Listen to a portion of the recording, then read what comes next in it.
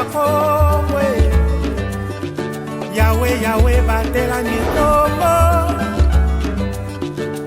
Yahweh Yahweh benisa mikongwe Yahweh Yahweh batela mikongo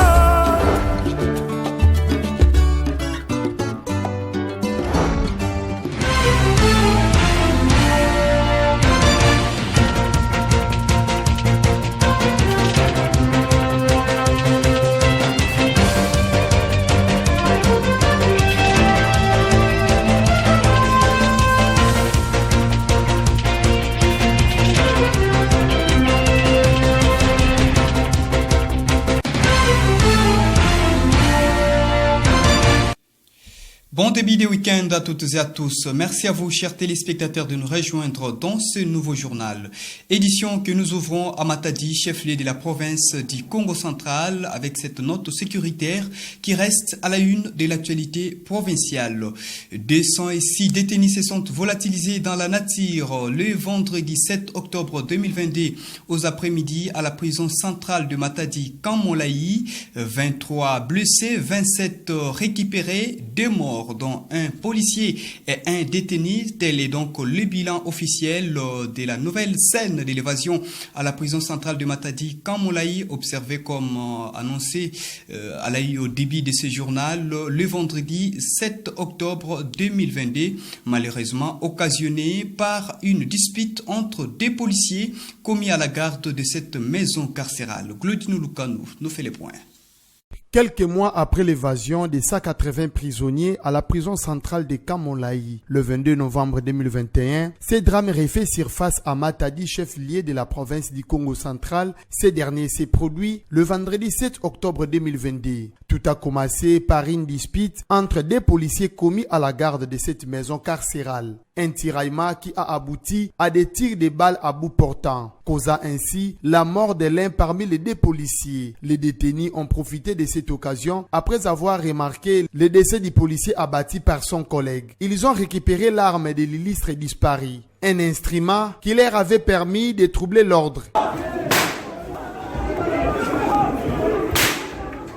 Puis s'en est suivi la fuite par des murs pour les uns et par la porte pour les autres. Toute affaire cessante, une équipe mixte des éléments de la police et des FARDC a été immédiatement déployée sur terrain à la recherche de ces évadés. Selon le ministre de l'Intérieur, le bilan de cet événement déplorable fait état de 206 prisonniers évadés sur plus de 600 hébergés. 27 ont été récupérés, 23 blessés et 2 morts, dont un policier et un civil. Rappelons par ailleurs que plusieurs organisations et associations décrivent les conditions carcérales et l'état vétuste de la prison centrale de Kamolaï, construite depuis l'époque coloniale pour servir d'un entrepôt. Il sollicite donc la réhabilitation ou la construction de nouveaux bâtiments aux normes internationales et aux services de sécurité de renforcer la surveillance dans ces lieux de rééducation.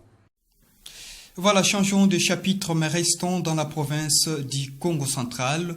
Le nouveau directeur général de l'Agence de développement en milieu rural du Congo central, Joseph Mambwini, et la nouvelle coordonnatrice de l'Agence de développement du numérique au Congo central, Rachel Diabanza, ont tous passé le vendredi 7 octobre 2022 au ministère de l'Agriculture, Pêche, Élevage et Développement rural pour présenter leur civilité auprès du ministre qui gère bien sûr ce secteur, le ministre Antoine Wilfried Di Melo Dilukombo. Suivez ces reportages. Nouvellement porté à la tête de l'Agence de développement en milieu rural du Congo central, ADER en sigle, le directeur général de cette agence, Joseph Mambwini Kivuila, est venu présenter les civilités au ministre provincial de l'Agriculture, Développement rural, Pêche et Élevage, Antoine Wilfried Di Melo Dilukombo, à son cabinet de travail en Kalankala. Le nouveau DG de l'ADER, Joseph Mambwini, s'est exprimé au sortir de ces échanges. Je suis venu rencontrer celui qui fut un collègue et qui est aujourd'hui à la tête de ce ministère, justement pour voir comment nous allons commencer et qu'est-ce que la population attend de nous. Il m'a briefé quelques éléments d'information qui montrent que cette agence est très très attendue au point qu'il n'y a pas de temps à perdre. C'est même vendredi 7 octobre et dans la même logique, la coordonnatrice de l'Agence du développement numérique du Congo central, Rachel Diazango Kansona, a échangé avec le ministre Antoine Dimelo Dilukombo pour la prise des contacts et la présentation des civilités. J'ai été nommée coordonnatrice de l'Agence du numérique. Comme sur l'arrêté, c'est écrit que c'est le ministre de l'Agriculture qui doit exécuter l'arrêté. C'est comme ça que je suis venu pour voir quelles sont les modalités de notification. Nous avons des objectifs bien précis. Qu'est-ce que nous allons faire? Nous allons mettre d'abord un site pour la province et également informatiser ou numériser tous les services de la province, en commençant bien sûr par les choses les plus prioritaires, c'est-à-dire les recettes de la DGAKC. Il y a aussi des plateformes qu'on mettra pour sécuriser et monitorer les recettes des péages. Notons que ces deux nouvelles agences, placées sous la tutelle du ministère de l'Agriculture, Pêche, Élevage et Développement rural, ont été créées par les gouverneurs des provinces, Dr Guy Bantuntungidi, pour booster le développement de la province. Quittons le ministère de l'Agriculture, Développement rural, Pêche et Élevage, mais restons encore un tout petit peu dans la ville portière de Matadi. Les trafics a bien repris sur l'avenue Umbadimassia, la route communément appelée Mont-Cabral, dans la commune de Matadi, après près de 3 mois de métamorphose, travaux de réhabilitation partielle financés par le Fonds national d'entretien routier Foner en cycle et exécutés par l'Office des voiries et drainage, OVD. Après plus ou moins 2 mois de travaux de réhabilitation partielle de l'avenue Umbadimassia, appelée Mont-Cabral, tronçon compris entre la maison communale de Matadi jusqu'au croisement de celui du rond-point 24-15 au pont PTPT, communément appelé Kiamvu, les trafics ont repris normalement sur cet axe routier de plus ou moins 200 mètres. Les usagers de cette route s'en réjouissent. Je suis très ravi de cette initiative des autorités provinciales, car plusieurs accidents se sont produits sur cette route à cause de son état. Nous leur demandons de ne pas se limiter sur celle-ci, mais de faire autant pour d'autres routes.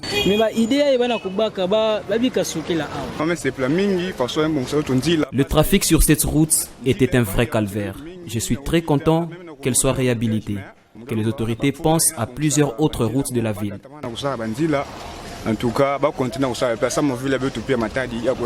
De son côté, le directeur provincial de l'Office des voiries et drainage, M.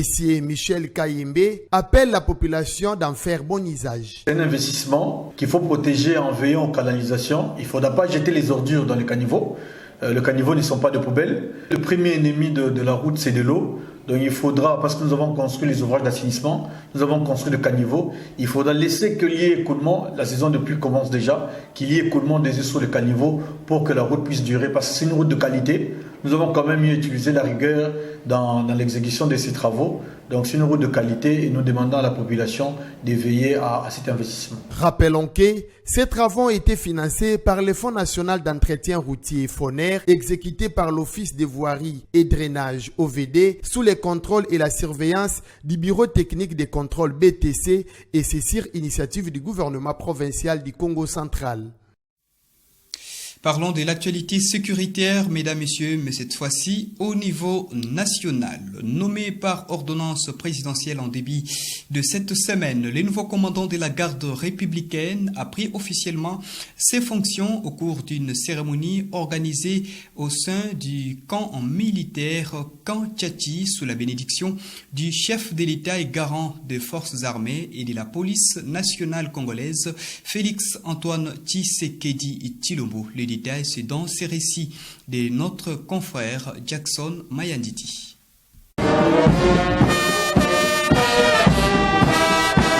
Les nouveaux patrons de la garde républicaine, unité spéciale des FARDC, chargés de la protection du président de la République, sa famille, ses invités et ses biens, le général-major Ephraim Kabi Kireza a pris officiellement ses fonctions ce vendredi 7 octobre 2022. Cette cérémonie riche en couleurs s'est déroulée au camp militaire Tchati à Kinshasa, devant le chef de l'État, Félix Antoine Tshisekedi Tshilombo, commandant suprême des forces armées de la République démocratique du Congo, qui a personnellement remis les symboles du pouvoir au nouveau commandant de la garde républicaine.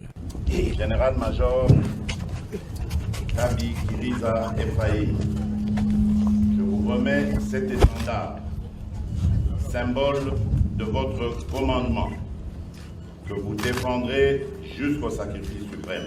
Il remplace à ce poste le général Christian Chiwewe, actuel commandant de l'état-major des FARDC. Le nouveau responsable de la garde républicaine sera secondé par 2 généraux adjoints, l'un chargé des opérations et renseignements et l'autre chargé de l'administration et logistique.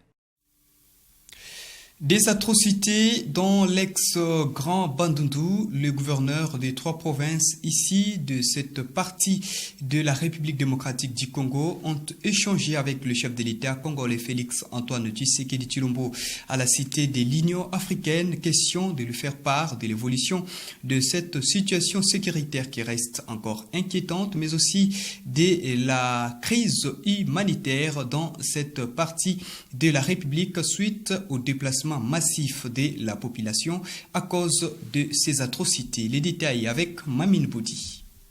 Dans les soucis de rétablir la paix dans les territoires de Kwamouth en proie à l'insécurité depuis plusieurs mois suite au conflit interethnique entre le peuple Teke et Yaka, le chef de l'État Félix Antoine Tshisekedi Tshilombo a échangé avec le gouverneur de province du Kwango, Kwilu et Maindombe, issus de l'ancien Grand Bandundu. Ils ont également fait part au chef de l'État de la problématique de la prise en charge de déplacés victimes des atrocités dans ces 3 provinces. Au sortir de leur échange, Willy Itindala, gouverneur de la province de Kwilu, s'est dit confiant sur l'implication du chef de l'État qui a promis de ramener la paix dans cette partie du pays. Les déplacés que nous avons dans nos 3 provinces, du Grand Bandundu, et les déplacés issus du conflit Teke-Yaka dans les territoires de Kwamouth. Alors, plusieurs personnes ayant fui des atrocités se retrouvent aujourd'hui à Bandunduville, à Fatundu, à Kenge, à 316, voire même vers Bolobo. Quand nous sommes venus rencontrer le Père de la Nation, s'il peut nous aider à évacuer ces gens-là, à les ramener là où ils veulent ou les faire retourner d'où ils viennent. Signalons par ailleurs que ces conflits communautaires qui sévissent dans cette partie du pays a fait plusieurs morts et blessés, mais aussi a occasionné plusieurs déplacements massifs de la population. Cette dernière fait face à plusieurs défis, notamment le manque de logements et autres. Dans l'actualité continentale, en Lesotho, quelques 2 millions d'habitants étaient appelés aux urnes le vendredi 7 octobre 2022 pour se choisir de nouveaux représentants ou députés, mais aussi dégager un nouveau Premier ministre qui devra donc gérer les affaires de ce pays en proie à la crise économique, mais aussi à la pauvreté. Le détail avec nos confrères de TV5 Monde dans ces récits. Au centre-ville de Mazérou, les rues sont désertes et pour cause, c'est jour chômé pour les élections nationales. Les 2 200 000 habitants du Lesotho sont appelés aux urnes. Ils ont le choix entre 56 partis, un éclatement qui rend difficile la gouvernance. Depuis 10 ans, le pays est uniquement dirigé par des gouvernements de coalition. J'aimerais qu'un seul parti accède au pouvoir, pas une coalition. Parce que les coalitions ne nous mènent nulle part. On a essayé, mais ça ne marche pas. Le pays a besoin d'une bonne gouvernance et de s'émanciper économiquement. Ces dernières années, il n'y a pas eu d'amélioration. Les infrastructures sont mauvaises, la pauvreté est partout. Donc je pense qu'on a besoin de nouvelles têtes. Il y a justement un nouveau parti, le RFP, Révolution pour la prospérité, avec à sa tête le millionnaire Sam Matekane, considéré comme l'homme le plus riche du pays. Ses promesses de changement pourraient convaincre les Basotho, très touchés par les difficultés économiques. Un tiers d'entre eux vivent sous le seuil de pauvreté. Les gens sont en colère. On a toujours eu une économie faible, mais depuis le Covid, elle s'est complètement effondrée. Alors que le pays était en difficulté économique et que le gouvernement répétait aux gens qu'ils devaient comprendre qu'il n'y avait pas d'argent, on a vu les revenus des parlementaires augmenter et augmenter. Depuis ses premières élections démocratiques en 1993, la petite monarchie constitutionnelle a connu une vie politique mouvementée. Le scrutin est donc surveillé de près par des centaines d'observateurs internationaux, dont pour la première fois des observateurs de l'Union européenne. Bien évidemment, on n'est pas là pour superviser le travail de qui que ce soit, mais on peut faire des recommandations qui soient conformes aux traités internationaux, à bonnes pratiques internationales dont les Lesotho est État partie. Donc on recommande d'améliorer sur la voie de la démocratie comme dans n'importe quel pays.